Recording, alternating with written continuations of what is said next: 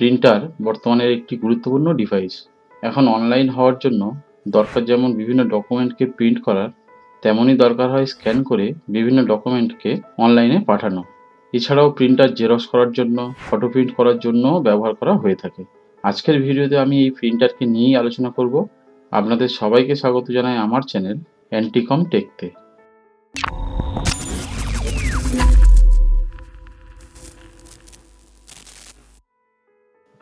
প্রথমেই দেখে নেব এখন কোন প্রিন্টারগুলো সবথেকে বেশি চলছে। তার মধ্যে রয়েছে লেজারজেট, ইঙ্কজেট, আর বর্তমানে সবথেকে বেশি যেটা চলছে সেটা হলো ইঙ্ক ট্যাঙ্ক প্রিন্টার। এখন আমরা লেজারজেট আর ইঙ্কজেটকে নিয়ে আলোচনা করব। আর ইঙ্কজেটকে আরও একটু আপডেট করে তৈরি করা হয়েছে ইঙ্ক ট্যাঙ্ক প্রিন্টার। আমি এখন এই তিন ধরনের প্রিন্টারকে নিয়েই আলোচনা করব। সম্পূর্ণ আলোচনার পরেই আপনারা বুঝতে পারবেন আপনাদের কোন প্রিন্টারটা নেওয়া উচিত হবে আর কোনটা নেওয়া উচিত হবে না। প্রথমেই বলবো সবথেকে কম দামে যে প্রিন্টারটা পাওয়া যায় সেটা হলো ইঙ্কজেট প্রিন্টার। এর দাম মোটামুটি 2100 থেকে শুরু করে 5000 টাকা পর্যন্ত পেয়ে যাবেন। এরপর দেখে নেব ইঙ্ক ট্যাঙ্ক প্রিন্টার, যার দাম মোটামুটি 11,000 থেকে শুরু করে 15,000 টাকাতে পেয়ে যাবেন। তারপর আসছে লেজার প্রিন্টার, এর দাম মোটামুটি 11,000 থেকে শুরু করে 15,000 টাকা পর্যন্ত পেয়ে যাবেন। এটি মোনো লেজার প্রিন্টার হয়। আর লেজার প্রিন্টার যদি কালার প্রিন্টার চাই তাহলে তার দাম মোটামুটি 30,000 টাকা থেকে শুরু। এখানে একটা কথা আমাদের মনে রাখতে হবে, যত কম দামে প্রিন্টার আমরা নেব প্রিন্টিংয়ের খরচ আমাদের বাড়বে, আর যত দামি প্রিন্টার আমরা নেব তত প্রিন্টিংয়ের খরচ আমাদের কমবে। অর্থাৎ যদি ইঙ্কজেটে একটি পেজ প্রিন্ট করি তাহলে আমাদের কস্ট মোটামুটি 5 থেকে 6 টাকা মতো হয়। আর সেই একই প্রিন্ট যদি আমরা লেজারজেট বা ইঙ্ক ট্যাঙ্ক থেকে করি তাহলে তার কস্ট মোটামুটি 70 পয়সা থেকে 90 পয়সার মধ্যে হয়। তাহলে বুঝতেই পারছেন বন্ধুরা কতটা পার্থক্য রয়েছে দামি আর কম দামি প্রিন্টারের মধ্যে। তবে তুলনামূলক লেজার প্রিন্টারে কম খরচ হয় ইঙ্ক ট্যাঙ্কের থেকেও। এবার দেখি ইঙ্ক ট্যাঙ্ক প্রিন্টার আর লেজার প্রিন্টারের কিছু সুবিধা আর অসুবিধা। ইঙ্ক প্রিন্টারে যে ইঙ্কটা ব্যবহার করা হয় সেটা লিকুইড, এটা বহুদিন ব্যবহার না করলে জমে যাওয়ার ভয় থাকে। কিন্তু লেজার প্রিন্টারে যে ইঙ্কটা ব্যবহার করা হয় সেটা ড্রাই ইঙ্ক, এটা জমে যাওয়ার কোনো ব্যাপার নেই। এটা যেমন লেজারের একটা ভালো দিক তেমনই একটা খারাপ দিকও আছে।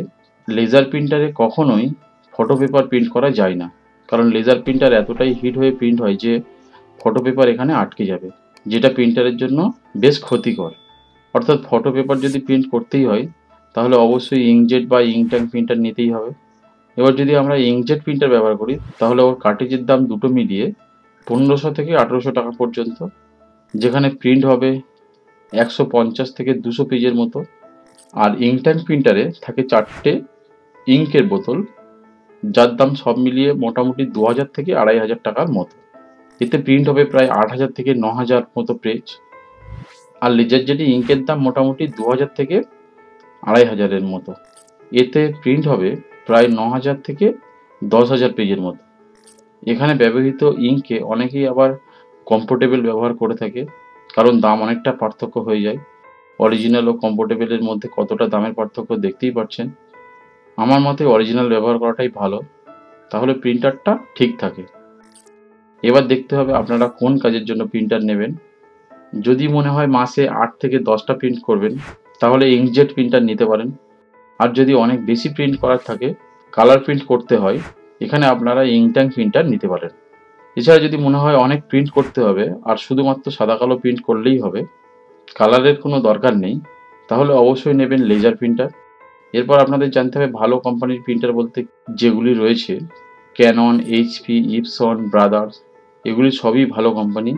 এই কোম্পানিগুলির ওয়ারেন্টি কতদিন আর তাদের সার্ভিস কেমন সেটা একটু দেখে নিতে হবে।